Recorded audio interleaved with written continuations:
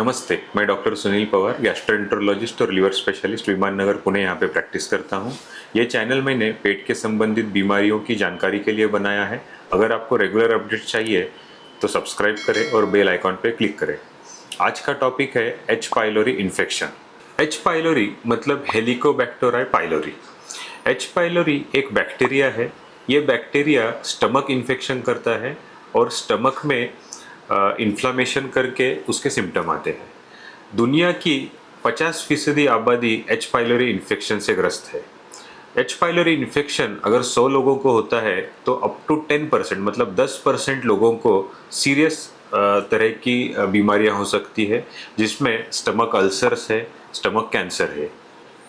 H pylori infection बच्चों से लेकर बूढ़ों तक सभी व्यक्तियों को हो सकता है। अब हम जानते हैं एच पाइलोरी होता कैसे है। ये इन्फेक्शन फीको ओरल रूट से ट्रांसमिशन होता है। इसका मतलब पानी में अगर ये इन्फेक्शन है, अगर वो पानी हम ड्रिंक करते हैं तो उससे इन्फेक्शन होता है। स्विमिंग पूल के पानी में अगर ये इन्फेक्शन है तो स्विमिंग पूल में तैरने से भी ये इन्फेक्शन हो सकता है। या कोई फूड में ये इन्फेक्शन है तो वो फूड खाने से भी स्टमक का इन्फेक्शन होता है। जनरली हमें लगता है कि इन्फेक्शन हुआ मतलब बुखार आना चाहिए, उल्टी होना चाहिए, लूज मोशन होना चाहिए। बट एच पाइलोरी इन्फेक्शन में इसका सिम्टम सिर्फ एसिडिटी होती है, या तो फिर पेट भारी भारी लगना, पेट फूला फूला लगना, यही इसका सिम्टम होता है। एच पाइलोरी इन्फेक्शन के बारे में और एक चीज़ हमें ध्यान देनी है, ये इन्फेक्शन अगर एक बार होता है तो ये लाइफ टाइम भी रह सकता है। अब हम जानते हैं कि एच पाइलोरी इन्फेक्शन में सिम्टम क्या होते हैं। एच पाइलोरी इन्फेक्शन के सिम्टम हर व्यक्ति को नहीं आते। कुछ व्यक्तियों को एच पाइलोरी इन्फेक्शन होके भी कोई लक्षण या कोई सिम्टम नहीं होते। इसके सिम्टम्स में पेट के ऊपरी हिस्से में दर्द होना, पेट के ऊपरी हिस्से में भारीपन लगना, खाना खाने के बाद पेट एकदम टाइट हो जाना, ये सिम्टम होते हैं। अगर एच पाइलोरी इन्फेक्शन ऐसे ही रहा तो लॉन्ग टर्म में स्टमक अल्सर्स या स्मॉल इंटेस्टाइन अल्सर्स, जिसे हम पेप्टिक अल्सर्स बोलते हैं, वो होते हैं। उसमें अल्सर्स में पेन ज़्यादा होता है, वॉमिटिंग हो सकती है, ब्लैक स्टूल या काली संडास हो सकती है।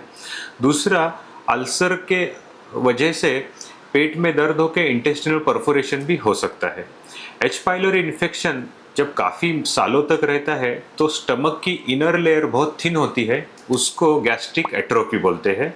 और गैस्ट्रिक एट्रोपी के चलते कुछ लोगों में स्टमक के लिम्फोमा, एक कैंसर का टाइप रहता है, या स्टमक कैंसर भी हो सकता है। एच पाइलोरी इन्फेक्शन के वजह से और कुछ सिम्टम्स आते हैं, जिसमें आयरन डेफिशिएंसी का एक रीज़न एच पाइलोरी भी कहा जाता है, जिसमें आयरन ब्लड में कम होता है, एब्जॉर्ब कम होता है। सेकेंड, विटामिन B12 डिफिशियंसी भी एच पाइलोरी इन्फेक्शन जिन लोगों में है उनमें विटामिन B12 की भी डेफिशिएंसी होती है। प्लेटलेट्स कम होना, उसका भी एक रीज़न एच पाइलोरी माना गया है।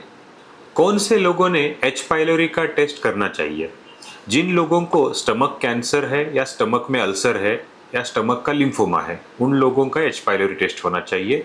दूसरा, अगर किसी व्यक्ति को पहले कभी स्टमक अल्सर या डिओडिनम अल्सर हो चुका है, उन लोगों ने एच पाइलोरी का टेस्ट ज़रूर करना चाहिए।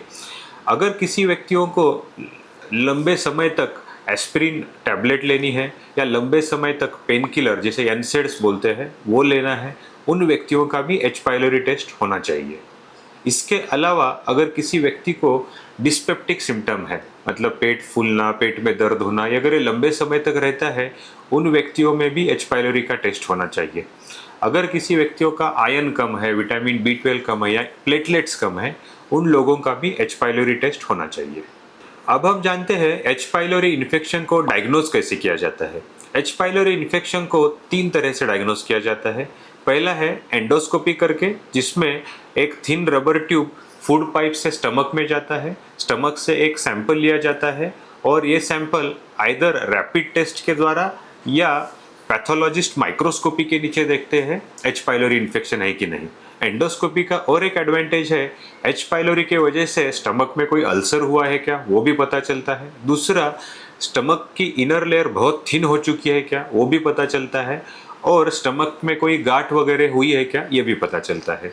दूसरी टेस्ट है जिससे हम एच पाइलोरी का डायग्नोज कर सकते हैं, वो है ब्रेथ टेस्ट।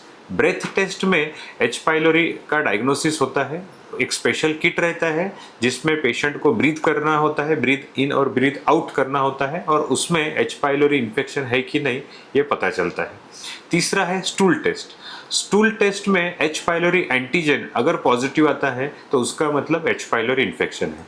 बहुत सारे लोग ब्लड टेस्ट करके आते हैं जिसमें IgG, IgA level against H pylori antigen किया जाता है, बट ये एंटीबॉडीज अगर किसी को एच पाइलोरी पहले हो चुका है और वो ठीक भी हो गया है, उन लोगों में भी एंटीबॉडीज पॉजिटिव आती है। इसलिए सीरोलॉजिकल मतलब एच पाइलोरी के ब्लड टेस्ट जनरली हम एडवाइस नहीं करते। एच पाइलोरी इन्फेक्शन का ट्रीटमेंट कैसे किया जाता है? एच पाइलोरी इन्फेक्शन अगर किसी व्यक्ति को है तो उसके लिए एंटीबायोटिक्स दिए जाते हैं। ये एंटीबायोटिक्स 2 to 4 वीक्स के लिए दिए जाते हैं। ये एंटीबायोटिक्स से जनरली नौशिया होना, बिटर टेस्ट होना या तो कभी कभी लूज मोशन भी हो सकता है। आजकल एंटीबायोटिक रेजिस्टेंस के कारण एच पाइलोरी इन्फेक्शन जब भी ट्रीट किया जाता है, एंटीबायोटिक कोर्स कंप्लीट होने के 2 हफ्ते बाद वापस से एच पाइलोरी इन्फेक्शन पूरा गया कि नहीं इसके लिए टेस्ट किया जाता है और उसके डिपेंड अपॉन आगे का ट्रीटमेंट डिसाइड होता है। अगर एच पाइलोरी इन्फेक्शन पूरा चला गया है तो हमें कोई डरने की आवश्यकता नहीं है। अब हम जानेंगे कि एच पाइलोरी इन्फेक्शन को अवॉइड कैसे किया जाए। सबसे इम्पोर्टेंट है safe drinking water. Safe drinking water लेना चाहिए जिससे एच पाइलोरी इन्फेक्शन होने के चांसेस कम हो। सेकेंड, हमें अपने हाथ साबुन से धोने चाहिए, जैसे कि बाथरूम यूज करने के बाद, खाना पकाने के पहले और डायपर्स वगैरह चेंज करने के पहले और बाद में। तो आज हमने देखा एच पाइलोरी इन्फेक्शन होता क्या है, वो कैसे ट्रांसमिट होता है, उसके सिम्टम क्या होते हैं, उसका डायग्नोस कैसे किया जाता है और उसको ट्रीट कैसे किया जाता है। अगर एच पाइलोरी इन्फेक्शन के बारे में आपको कोई डाउट है तो कमेंट बॉक्स पे ज़रूर लिखें, उसका उत्तर देने का प्रयास मैं करूँगा। धन्यवाद।